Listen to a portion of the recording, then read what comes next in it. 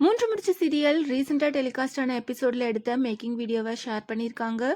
ரீசெண்டாக டெலிகாஸ்ட் ஆன எபிசோடில் கோர்ட்டில் சூர்யா நந்தினியை பார்க்க வந்திருப்பாரு. அப்போ எடுத்த இந்த வீடியோவை ஷேர் பண்ணியிருக்காங்க. ஹரிதா சுரேகா 2 பேரோட கேஸ் விஷயமா இப்போ நந்தினியை அரெஸ்ட் பண்ணியிருக்காங்க. பரமேஸ்வரி எப்படியாவது நந்தினியை பழி தீக்கணும் அப்படின்னுட்டு ஜெயிலில் ஆளை செட் பண்ணி நந்தினியை அட்டாக் பண்ண பிளான் பண்ணியிருக்காங்க. ரீசெண்டாக மூன்று முடிச்சு சீரியலோட ஸ்பெஷல் ப்ரோமோ போட்டிருந்தாங்க. அந்த ப்ரோமோவில் நந்தினியை அட்டாக் பண்ண வராங்க ஜெயிலில். அவங்கக்கிட்ட நந்தினி ஃபைட் பண்ணுற மாதிரி ஸ்பெஷல் ப்ரோமோ போட்டிருந்தாங்க.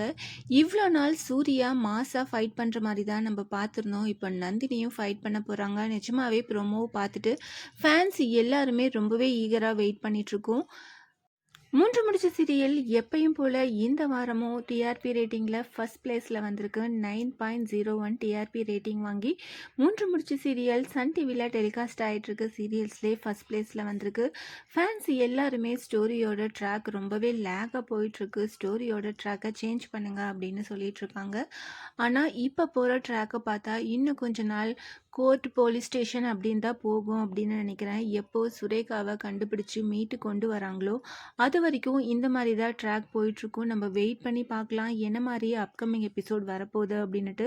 சூர்யாவோட ஆக்ஷனை பார்க்குறதுக்கும் ஃபேன்ஸ் எல்லாருமே ரொம்பவே ஈகராக வெயிட் பண்ணிகிட்ருக்கோம். சூர்யா ரொம்பவே காமாக ஸ்டடியாக இருக்கிற மாதிரி இருக்குது. சூர்யாவோட ஆக்ஷன் எப்போ வரப்போகுது, எப்படி இவ்வளோ பிரச்சனையிலேருந்து நந்தினியை மீட்டு கொண்டு வர போகிறாரு, சுரேகாவை எப்படி கண்டுபிடிக்க போகிறாரு, இதை பார்க்குறதுக்கு எல்லாருமே வெயிட் பண்ணிகிட்ருக்கோம்.